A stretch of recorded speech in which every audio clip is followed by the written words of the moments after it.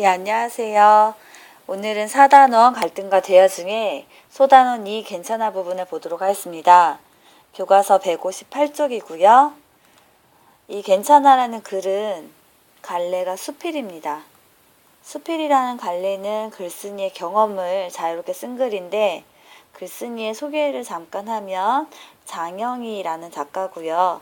이 장영희 작가는 생후 1년 만에 소아마비 1급 장애인이 되셨지만 장애를 딛고 영미 문학자이자 수필가의 길을 걸었습니다. 칼럼과 각종 수필을 통해 밝고 열정적인 삶의 자세를 표현해서 독자들의 사랑을 받았습니다. 우리가 이 수필을 통해서 오늘 배워야 되는 핵심은 이것입니다. 괜찮아에 담긴 공감과 배려의 감정을 말할 수 있다. 상대의 입장과 처지를 고려하며 듣고 말할 수 있다. 네, 그럼 수필을 읽어볼 텐데요. 이 수필을 읽을 때는 공감의 중요성에 대해서 생각을 합니다. 초등학교 때 우리 집은 제기동에 있는 작은 한옥이었다. 골목 안에는 고만고만한 한옥 네 채가 서로 마주보고 있었다. 그때만 해도 보면 장영희 작가의 초등학교 시절은 1960년대 초입니다. 네, 초. 한 집에 아이가 네 명에서 5명쯤 되었으므로 그 골목길에만 초등학교 아이들이 줄잡아, 이 줄잡아는 어림잡아, 대충 세어봐도 10명이 넘었다. 학교가 끝날 때쯤 되면 골목 안은 시끌벅적 아이들의 놀이터가 되었다. 어머니는 내가 집에서 책만 있는 것을 싫어하셨다.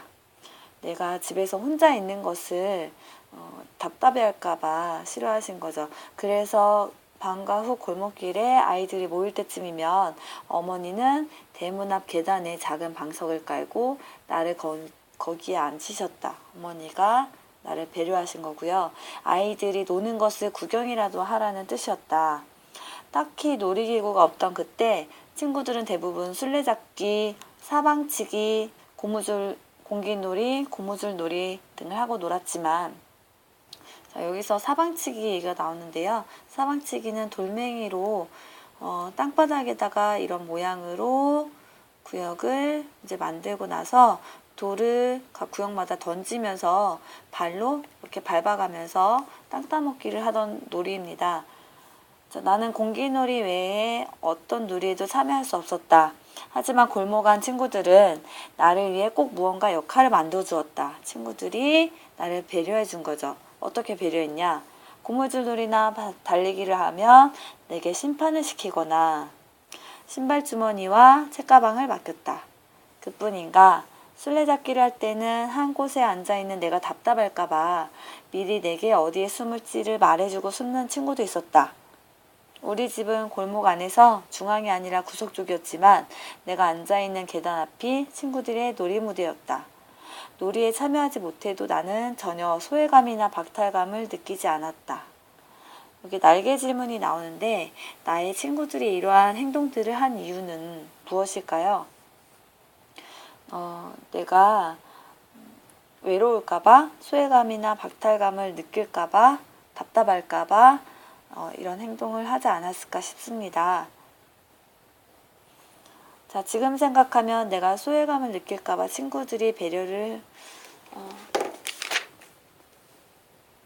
해준 것이었다. 그 골목길에서의 일이다. 두 번째 이야기가 시작이 됩니다. 초등학교 1학년 때였던 것 같다. 하루는 우리 반이 좀 일찍 끝나서 나는 혼자 집 앞에 앉아 있었다. 그런데 그때 마침 깨어장수가 골목길을 지나고 있었다. 그 아저씨는 가위만 쩔렁이며 내 앞을 지나더니 다시 돌아와 내게 깨어 2개를 내밀었다. 그 순간 아저씨와 내 눈이 마주쳤다. 아저씨는 아무 말도 하지 않고 아주 잠깐 미소를 지어 보이며 말했다. 괜찮아. 무엇이 괜찮다는 것인지는 몰랐다. 돈 없이 깨어을 공짜로 받아도 괜찮다는 것인지 아니면 목발을 짚고 살아도 괜찮다는 것인지. 하지만 그건 중요하지 않다. 중요한 건 내가 그날 마음을 정했다는 것이다. 이 세상은 그런 대로 살만한 곳이라고. 좋은 사람들이 있고 선의와 사랑이 있고 괜찮아라는 말처럼 용서와 너그러움이 있는 곳이라고 믿기 시작했다는 것이다. 어느 방송 채널에 오래전에 학교 친구를 찾는 프로그램이 있다. 한 번은 어느 가수가 나와서 초등학교 때 친구들을 찾았는데 함께 축구하던 이야기가 나왔다. 당시 허리가 36인치나 되는 뚱뚱한 친구가 있었는데 뚱뚱해서 잘 뛰지 못한다고 다른 친구들이 축구팀에 끼워주려고 하지 않았다. 그때 그 가수가 나서서 말했다. 괜찮아. 그럼 얘는 골키퍼를 하면 함께 놀 수 있잖아. 그래서 그 친구는 골키퍼로 친구들과 함께 축구를 했고 몇십 년이 지난 후에도 그 따뜻한 말과 마음을 그대로 기억하고 있었다. 자, 여기 넘어가기 전에 날개짓문 보면 깨엇 2개에 담긴 깨엇장수 아저씨의 마음을 추측해보자. 깨엇을 왜 내밀었을까? 내가 혼자 앉아있으니까 아무래도 약간 측은해 보이고 가여워 보여서 그러지 않았을까요? 그래서 깨엇 2개로서 내가 기분이 좋아졌으면 하는 마음에서 배려해서 했던 게 아닐까 싶습니다. 괜찮아. 난 지금도 이 말을 들으면 괜히 가슴이 찡하다. 2002년 월드컵 4강에서 우리나라 축구 대표팀이 독일에 졌을 때 관중들은 우리 선수들을 향해 외쳤다. 괜찮아, 괜찮아. 혼자나마 문제를 풀다가 결국 골든벨을 울리지 못하면 친구들이 얼싸안고 말해준다. 괜찮아, 괜찮아.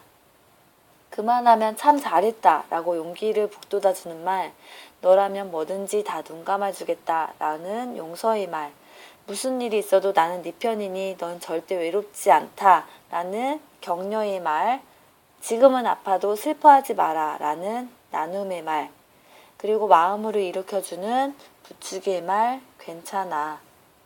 참으로 신기하게도 힘들어서 주저앉고 싶을 때마다 난 내 마음속에서 작은 속삭임을 듣는다. 오래전 따뜻한 추억 속 골목길 안에서 들은 말. 괜찮아. 조금만 참아. 이제 다 괜찮아질 거야. 그래서 괜찮아는 이제 다시 시작할 수 있다는 희망의 말이다. 여기서 상황에 따라서 괜찮아라는 말이 용기, 용서, 격려, 나눔, 부추, 희망 등등 조금씩 해석이 달라질 수 있지만 그래도 공통적으로는 밝고 따스함을 주는 말인 건 확실하죠. 이 글에서 느낄 수 있는 우리 감정은요. 괜찮아에 담긴 너그러움과 따뜻함을 엿볼 수 있고 또 솔직하면서도 담담한 글쓴이의 말투도 느낄 수 있습니다.